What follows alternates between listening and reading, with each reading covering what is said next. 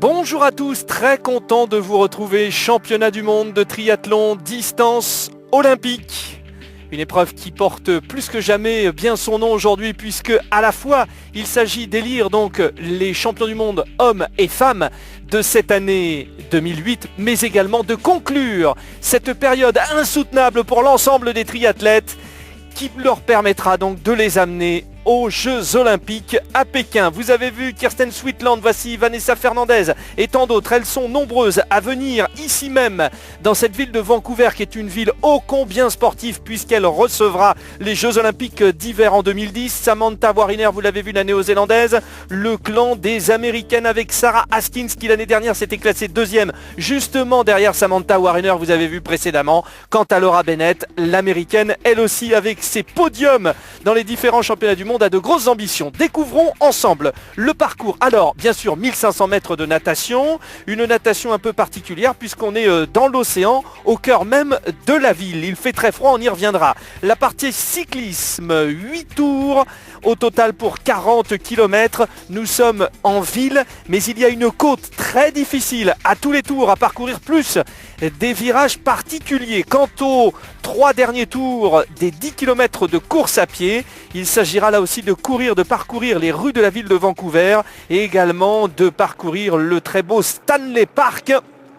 Il fait, tenez-vous bien, 10 degrés. On comprend pourquoi Vancouver accueillera les Jeux Olympiques d'hiver en 2010.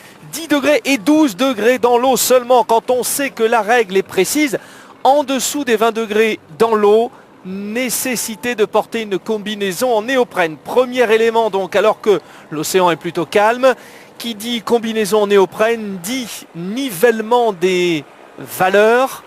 Si on est très fort, on peut faire moins d'écart quand on a la combinaison puisque tout le monde nage un peu mieux et un peu plus vite. C'est à prendre en considération pour les spécialistes de natation. Nous commençons donc par la course des filles, vous l'avez vu, avec les principales favorites. On attendra notamment dans cette partie de natation à la fois les Américaines et à la fois les Anglaises qui sont de très très loin les meilleures dans cette partie natation depuis le début de saison. Alors ça part très vite, on a vu que notamment Sarah Haskins, voire même encore Helen Tucker, étaient très très bien placées. Elles sont nombreuses au départ, c'est un peu la règle dans les championnats du monde. Elles sont plus de 60 sur la ligne de départ. Par exemple aux Jeux Olympiques il y a un peu moins de concurrentes. Mais des équipes sont venues avec beaucoup de représentantes. On pense notamment à l'équipe d'Espagne avec 5 filles, comme la Nouvelle-Zélande ou encore la Grande-Bretagne. Et puis 6 représentantes pour le Japon, les États-Unis. Et voilà donc en tout cas les grosses nations. Sarah McClarty finalement, l'américaine, 25 ans. Elle réside à Colorado Springs et c'est elle qui pour l'instant domine. Vous l'avez vu dans ses références, elle a de gros repères en aquathlon. L'aquathlon étant une partie de la famille du triathlon, mais avec 2 épreuves cette fois-ci. L'aquathlon associe natation et course à pied, alors que le duathlon associe course à pied et cyclisme. Voici les dernières championnes du monde. Donc Vanessa Fernandez l'année dernière, Emma Snowsill qui est la grande absente, 3 fois championne du monde. Elle fait un peu l'impasse pour se préparer pour les Jeux Olympiques. Et voyez donc Cyril Lindley, l'américaine, qui a été championne du monde et qui fait partie de ces filles qui avaient notamment une belle natation et qui a pu concrétiser en allant chercher une victoire. Alors, on va faire le point à la sortie aux 750 mètres. On sort sur la plage. Donc vous avez vu, la sortie de l'eau est un peu particulière. Donc on fait ce qu'on appelle le dolphin, c'est-à-dire moitié marché, moitié natation, avec des petits plongeons au fur et à mesure. Donc Sarah McClarty a pris de l'avance aux 750 mètres. Et après, nous avons plusieurs petits groupes qui sont en train de se constituer. Dans le premier groupe, Helen Tucker, Sarah Haskins, Elizabeth Blatchford. Voilà, en fait, nous avons essentiellement des Anglaises et des Américaines. Emma Moffat, l'Australienne, n'est pas très très loin. Alors un petit rappel, que ce soit en Coupe du Monde, distance olympique bien sûr, et en Championnat du Monde, distance olympique, il y a une tradition. Les dossards sont attribués en fonction du classement mondial. Et aujourd'hui, celle qui porte le numéro 1 est la très jeune Suédoise de 21 ans, Lisa Norden, qui a apporté cette année à la Suède ses 2 premiers podiums en Coupe du Monde, une fois deuxième, une fois troisième, avec la combinaison de ses places et la multiplicité des courses sur lesquelles elle s'est présentée, elle est aujourd'hui numéro 1 mondiale devant celle qui est l'incontestable numéro 1 mondiale en valeur intrinsèque, c'est-à-dire Vanessa Fernandez, la tenante du titre, qui vient de battre le record de victoires en Coupe du Monde d'Emma Carney, qui était à 19, l'Australienne, et donc Vanessa Fernandez est désormais à 20 victoires avec un titre de championne du monde, un titre de championne d'Europe et 20 victoires en Coupe du Monde. Elle est de loin la meilleure. À suivre également donc Felicity Abraham la 3, Samantha Wariner la 4, Hélène Tucker en 5, Emma Moffat en 6, Cathy Tremblay 7, Emma Davis 8. Voyez donc pour le nivellement des valeurs en fonction du classement mondial. Et j'aimerais vous dire aussi que nous avons nos 3 Françaises bien sûr qui visent une place pour les Jeux Olympiques également. Alors la France a déjà, c'est sûr, 2 représentantes aux prochains Jeux Olympiques et ce seront, sauf problème, Jessica Harrison et Carole Péon. Et la 3e est en balance aujourd'hui. Il s'agit de Marion-Laure Blanchet. Marion-Laure Blanchet qui portera tous les espoirs de la 3e place pour la France à Pékin. Elle défend à la fois cette place en plus pour la France, mais aussi sa place personnelle, puisque c'est elle qui est concernée. Le problème pour Marion-Laure Blanchet, c'est qu'il faudra avoir un œil sur l'Autrichienne Kate Allen. Si Kate Allen fait une place dans les 10 premières, à ce moment-là, et que Marion-Laure Blanchet n'y est pas, à ce moment-là, il y a fort à parier que la tenante du titre des Jeux Olympiques ira chercher sa place au titre de meilleure 3e de l'Autriche qui serait devant la meilleure 3e de la France. Donc il y a un gros enjeu. On va s'intéresser à la sortie de l'eau. Après les 1500 mètres de natation dans ces championnats du monde féminins. Sortie donc en tête de l'eau de Sarah McClarty, l'américaine. Elle avait pris de l'avance, mais une avance qui semble s'amenuiser. En 2e position, Elizabeth Blatchford. Il s'agit d'une Britannique, tout comme celle qui suit Hélène Tucker en 3e position. Sarah Skins, on retrouve une américaine. Et enfin en 5e position, c'est Kerry Lang, une autre Britannique. Est-ce que nous avons pour l'instant les places des Françaises? On les a vues sortir, les Françaises. Jessica Harrison en 13e position. C'est très bien ce qu'elle fait, Jessica Harrison. Et Carole Péon en 29e position. On sait que Marion-Laure Blanchet n'est pas très à l'aise en natation. Elle sort en 33e position. On essaiera de voir où se trouve Kate Allen par rapport à Marion-Laure Blanchet. Eh bien, sachez que Kate Allen est sortie derrière Marion-Laure Blanchet en 41e position. Pour l'instant, Marion-Laure Blanchet tient sa 3e place qualificative française pour les Jeux Olympiques de Pékin. Voici tout de suite la zone de transition, une zone de transition particulière où on va se regarder. Dans la mesure où il y a beaucoup de Britanniques et où il y a beaucoup d'Américaines et que pour l'ensemble de ces filles, la sélection olympique est déjà acquise. On peut imaginer un petit travail d'équipe. Mais Vanessa Fernandez n'est pas sortie très loin finalement de l'eau. En 7e position, la voici, la numéro 1 mondiale. Vanessa Fernandez qui peut peut-être profiter de l'association britannique et américaine avec à chaque fois 2 voire 3 concurrentes pour peut-être participer à un groupe de tête. Ce groupe de tête, on souhaite que Jessica Harrison, née anglaise mais désormais française, pourra également l'accrocher. Ça serait, je pense, une bonne chose pour Jessica Harrison pour éventuellement aller chercher aujourd'hui une place parmi les meilleurs. On a vu Sarah McClarty avec son numéro 56 qui sort en tête de cette zone de transition. Grosse représentation, on l'a vu donc, des Américaines et des Anglaises. Et voici un petit groupe de lâches avec Samantha Wariner. Samantha Wariner, la néo-zélandaise, sortie en 32e position aux côtés donc de Marion-Laure Blanchet qu'on aperçoit là-bas dans la zone de transition avec sa combinaison bleue. Marion-Laure Blanchet qui va devoir absolument profiter de ce groupe, un groupe où il y a aussi Lisa Norden, Samantha Wariner et Marion-Laure Blanchet qu'on vient juste de voir passer. Felicity Abraham est également dans ce groupe. Felicity Abraham, l'une des Australiennes les plus en vue en ce moment. C'est une bonne nouvelle pour Marion-Laure Blanchet qui va pouvoir profiter de ce petit groupe avec des concurrentes particulièrement fortes pour essayer de revenir sur la tête.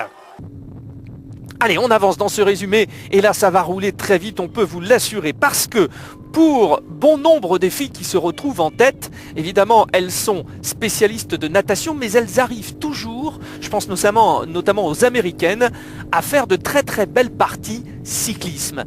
Et s'il y a des gros écarts réalisés dans cette partie cycliste, sur les 40 km très durs, n'oublions pas qu'il y a 3 éléments la pluie, parce qu'il a plu, c'est assez humide. Donc nous sommes un circuit en ville avec des virages dangereux, donc il faut être très vigilant. Deuxièmement, le très grand froid, 10 degrés. Et troisièmement, la côte à monter à tous les tours. Ça sera difficile. Je vous laisse consulter le classement à la sortie de l'eau.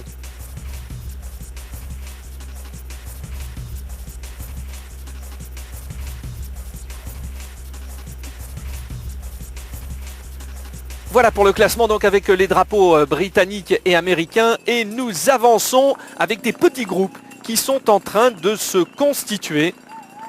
Alors c'est vrai que nous sommes ici sur la côte ouest du Canada au bord de l'océan et bien c'est une ville, Vancouver, qui est entre montagne et océan Pacifique.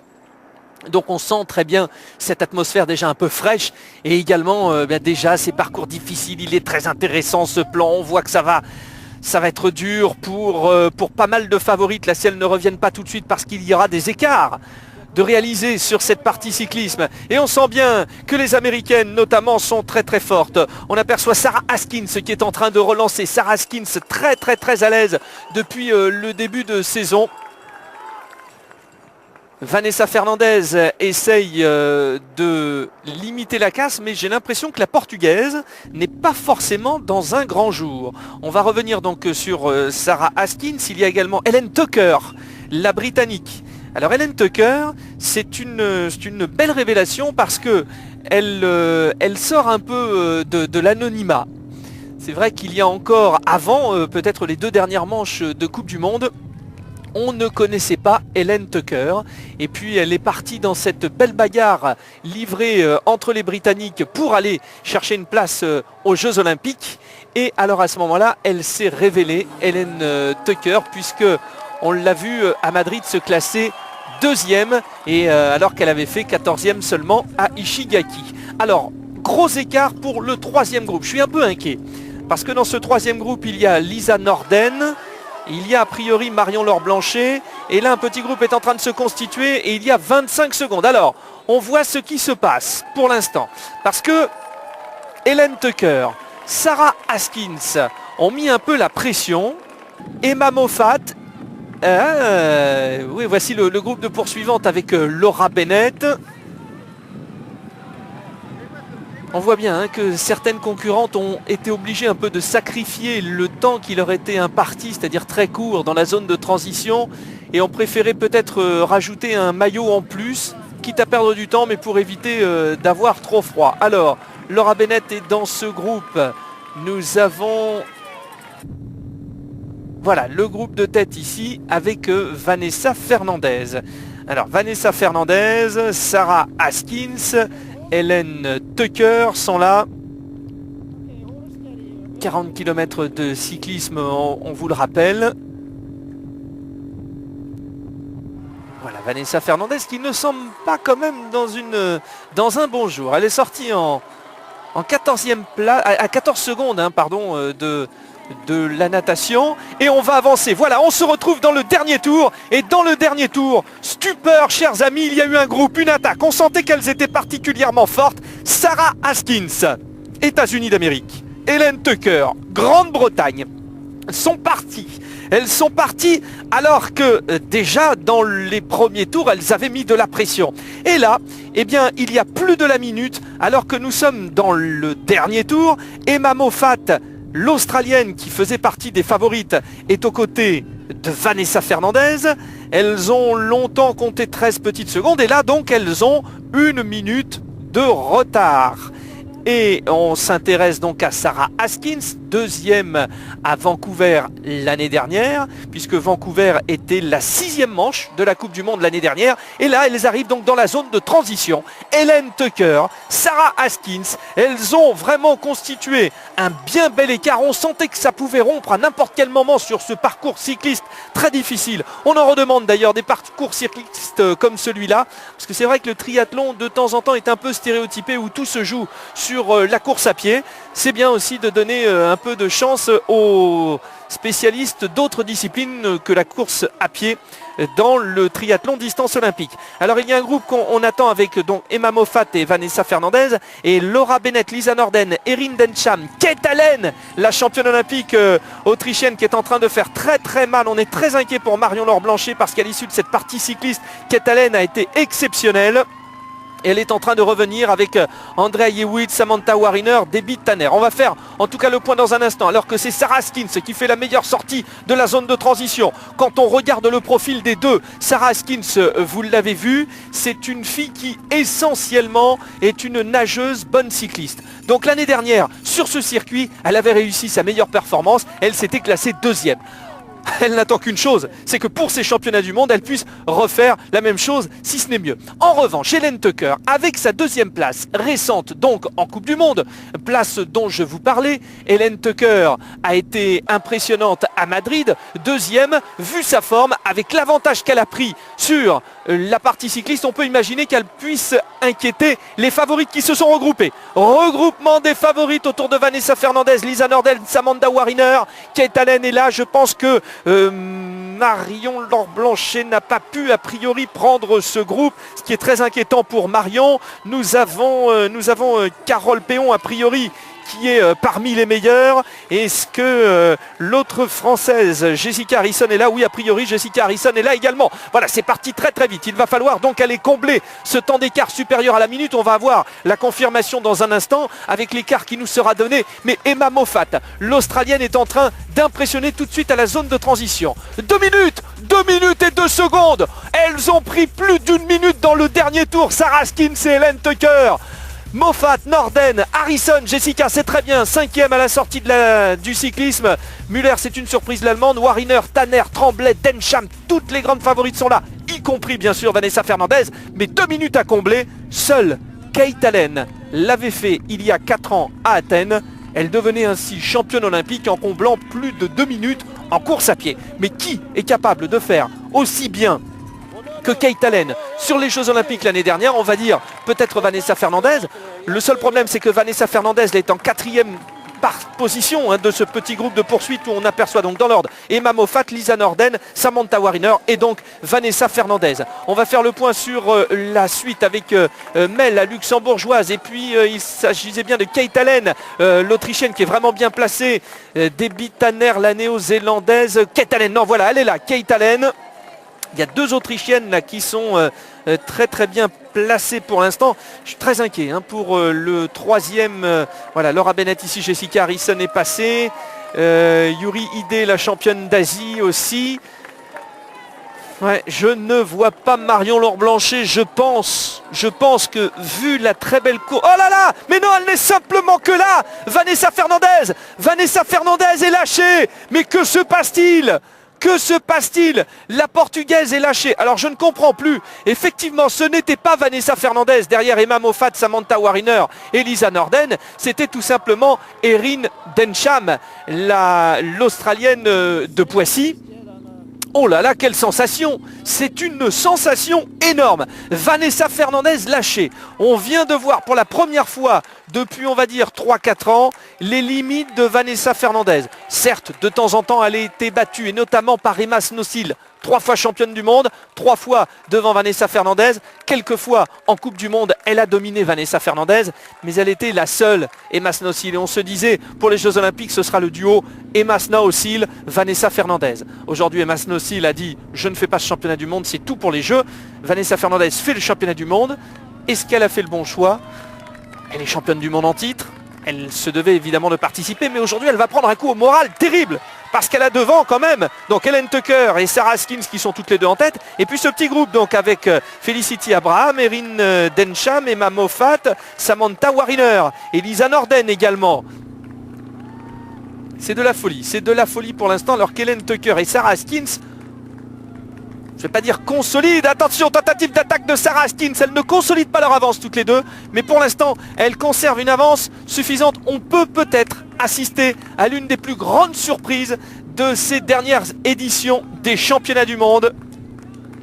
Parce que personne n'aurait pu imaginer que Sarah Askins ou Hélène Tucker deviennent championnes du monde, et c'est bien parti pour ces filles. Je voulais vous dire aussi, parce qu'on a eu quelques informations depuis, le groupe de poursuivantes tout à l'heure sur le cyclisme était composé de 34 unités, 34 filles donc derrière le duo Sarah Haskins, Hélène Tucker. Et donc Vanessa Fernandez a pu profiter de l'abri, il y avait de quoi s'abriter, mais Vanessa Fernandez aujourd'hui est très loin. Elle est très loin.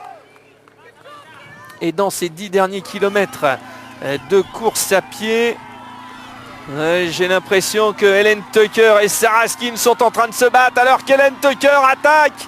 Hélène Tucker, la Britannique, deuxième à Madrid récemment. Cette année, elle a fait 13e à New Plymouth, 14e à Ishigaki. C'est une énorme surprise que de la voir aussi bien placée. Et elle va aller s'imposer. Elle va devenir championne du monde. Elle est championne du monde, Hélène Tucker, la Britannique, qu'on retrouvera aussi aux Jeux Olympiques. Quelle surprise devant Sarah Haskins qui avait fait deuxième déjà en Coupe du Monde ici même à Vancouver et qui réédite cet exploit. Mais en championnat du monde, ce qui est évidemment une autre valeur, c'est tout autre chose. Eh bien dites-moi, quelle surprise! Hélène Tucker, championne du monde, alors que nous allons avoir le classement pour la 3e place avec un sprint super. Erin Densham est partie, l'Australienne, alors que Samantha Wariner, 36 ans, elle est devant la petite Erin Densham et Emma Moffat, les deux jolies Australiennes qui font 4 et 5. Eh bien, les Australiennes d'ailleurs qui seront 3 aux prochains Jeux Olympiques, alors que les Australiens ne sont pas sûrs, on va y revenir, d'être 3. L'Australie, le pays du triathlon, celui qui a permis au triathlon d'être aux Jeux Olympiques, eh bien, aujourd'hui a souffert puisque c'est une Anglaise qui s'impose devant une Américaine et une Néo-Zélandaise, alors que l'énorme déception va se confirmer pour l'équipe de France et surtout pour Marion Laure Blanchet, puisque là on va voir arriver Felicity Abraham pour la 6e place. Et Kate Allen sera dans les 10 premières, alors que Marion Laure Blanchet a complètement craqué. Elle est très loin, elle est au-delà de la 30e place pour l'instant. Notre Marion Laure Blanchet, voilà les autres arrivées, avec Sarah Groff, 7e place, à celles qui ont dominé la partie cyclisme et natation, hein. Oui, cyclisme et natation, surtout natation, finalement aujourd'hui obtiennent un bon résultat. Vous avez vu le bras levé de Kate Allen, elle a compris, Kate Allen, qu'elle ira aux Jeux Olympiques et que l'Autriche sera donc représentée par 3 filles, tout comme le Canada, l'Allemagne, la Nouvelle-Zélande, la Suisse, les États-Unis, l'Australie et donc l'Autriche. Voilà 3 représentantes. Les autres nations auront 2 ou une représentante, les Françaises 2 en tout cas, avec Carole Péon et donc Jessica Harrison. Carole Péon qui se classe 13e aujourd'hui, Jessica Harrison 19e. Et on voit donc tout de suite les temps d'Hélène Tucker sur les 3 parties et nous allons les écouter. Ah, franchement, honnêtement, je ne pensais pas que je pouvais faire ça. J'avais aujourd'hui la sensation d'être bien. Je l'ai senti notamment sur le vélo. Quand on est partis toutes les deux, c'était vraiment très bien. Mais bon, j'avais après besoin d'assurer ma course. Et vraiment, c'est très bien, je suis contente. On écoute Sarah Haskins. Sarah Haskins, sur la course, je me disais, bon, allez, on est OK, c'est bon, ça va tenir. Hélène... elle a l'air bien aussi, toutes les deux on peut tenir. Alors j'ai tout donné sur cette dernière partie et puis bon bah voilà, c'est pas mal finalement. Samantha Wariner, pour être honnête, j'étais qu'à 80% finalement aujourd'hui, comme beaucoup de filles hein, d'ailleurs, dont le principal objectif sont les Jeux Olympiques et je venais juste pour parfaire ma condition. Et donc c'est vrai que Murray m'a donné pas mal de fil à retordre aujourd'hui et bon je suis là finalement, je suis content, ça va, c'est une bonne place. Voilà pour les réactions des 3 premières. Le podium, Vanessa Fernandez 10e seulement, quelle surprise Vanessa Fernandez. Et donc la déception dans le clan français avec Marion Laure Blanchet qui termine 31e. Il n'y aura pas de Jeux Olympiques pour Marion Laure Blanchet, ou en tout cas pour une 3e place française, pas de 3e fille, sur Carole Péon et Jessica Harrison, et Marion Laure Blanchet remplaçante si toutefois il y a un pépin pour les 2 premières. Le nouveau classement mondial, Hélène Tucker qui prend la première place. Le championnat du monde offre le double de points qu'une simple victoire en Coupe du Monde. Wariner est remontée. Finalement, Vanessa Fernandez est assez loin et Emma Snowsill n'est que 10e. Voilà donc le podium avec une Samantha Wariner donc, qui nous disait qu'elle n'était qu'à 80%. Ça annonce une très belle fin de carrière prévue à Pékin. On l'appelle l'ancienne dans les courses de triathlon internationaux. Voilà. Et écoutez, c'est pour elle une satisfaction, elle nous le disait. Même chose finalement pour Sarah Haskins, même si elle nous rappelait qu'elle n'était que quelques secondes derrière la première, mais c'était sa meilleure course de sa carrière, d'après ses dires, Sarah Haskins. C'est donc la nouvelle championne du monde. Elle ne pensait pas faire ça, et elle l'a fait. Elle l'a fait, elle est championne du monde, Hélène Tucker. On va marquer une pause et dans un instant, on retrouve la course des garçons. À tout de suite.